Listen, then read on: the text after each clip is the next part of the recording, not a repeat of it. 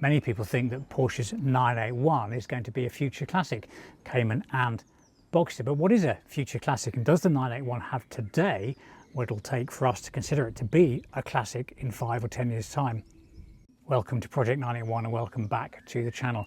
Now, many people consider the 981 to have all the hallmarks of a future classic, but what actually is a future classic? Well, we know that the 981, Cayman and Boxster have that sweet, naturally aspirated flat six engine, but they've also got the EPS power steering. Some of the tech's looking a little bit dated already.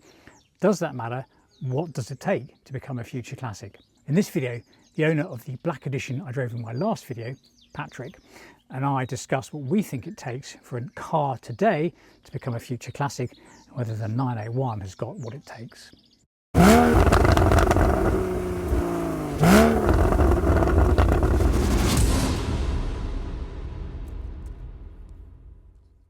So maybe one question I can ask you is about, when do cars become classics?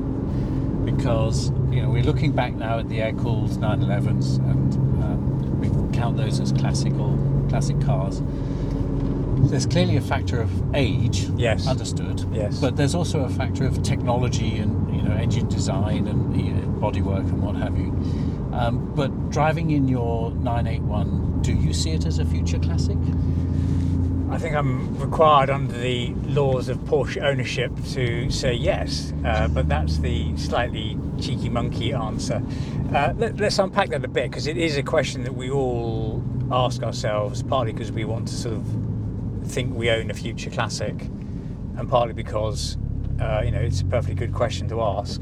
I think the question of aging is key here, because one of the, as you were saying that, Patrick, I was thinking, well, so this, we both own cars that are fundamentally based on technology that was developmental in the late 2000s. This car was introduced in 2012, so the technology that is in the switches here, the PCM, the systems was, you know, 9, 10, 11 in development. So already that's old. Now, that's taken as read. I think what I'm playing around with in my head is, when those technologies are manifestly old, which is to say they've been superseded by new technologies. So, I mean, actually, you can almost pick anything in this car and it's old. At that point, we might get a sense of whether it's going to become a classic. And when I'm talking about specific things at this point, but obviously the effect is in the round. But so for example, I don't know, does the unsophisticated, by modern standards, adaptive damping in the 981 here and now make it a less capable car, or feel out of date, or feel in some way compromised? And I'm going to suggest that no, it doesn't. It's still fit for purpose. And we can, you know, is the engine, are the quality of the engine now considered to be inappropriate or unsuitable or compromised, and so on and so forth. So possibly the answer to the question is, when the car does age and we are knowingly accepting of it in that guise, does it still represent a package that we want to enjoy, that is enjoyable, and that we want to drive? Because actually, you know, even if it's got a relatively clunky, not terribly good sat-nav, I mean, it's a picky thing in a box to pick out, but even if with old sat-nav, not terribly good damping, and I don't know, no adaptive cruise control, it's still a great car to drive. So does that make it a classic, a future classic? I think it certainly is a sort of opening, let's say the top level filter for that. Yeah, but the things you've mentioned, the functionality of the car and the recentness of the technology, how up to date is it? For me, that's about how good is the car today as a car, whether that's for, you know, sporty driving, for enjoyment, or whether that's for A to B and going to Sainsbury's. And I think the thing we both can conclude from today's is that both of these vehicles are absolutely 100% fit for purpose, actually fit for multiple purposes. Yes. Because everything works, everything is modern enough. Yes. You might want to have Waze on your phone rather than use the PCM 3.1, or you could upgrade it to do CarPlay. There are options for that. Yes. But actually, the package of the Boxster 981 Yeah. in 2025 is entirely fit for purpose. And if you get one, you're going to have a bundle of fun out of it. So that's number one. So Yes. I think all of those things count for Yep. for the here and now. For being a classic, I mean, something that occurs to me is that having a classic car, it's all about whether people are willing to invest their time and effort and some money as well into preserving that. Is it something worth driving after 50 years? Yes. Yes. Yes. And it has to be something quite special. When you look at classic car collectors and you can go to the auctions and things, certain models stand out. That's a highly desirable, that's kind of like, well, B grade, not really a classic, but they're quite fun. And it's going to be very interesting to see what happens in Porsche.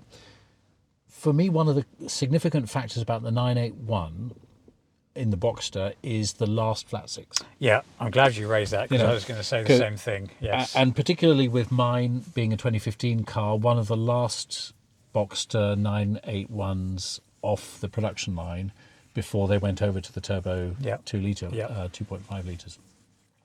So that might be something that people are saying, this is worth preserving as a classic because it's a flat six. Yes. Naturally aspirated. Yes. And many people like those. Yeah. The other thing about the Boxster, which you hinted at very briefly, is the size and shape of the car. Yeah. Obviously mid-engined, but not bloated. Yeah.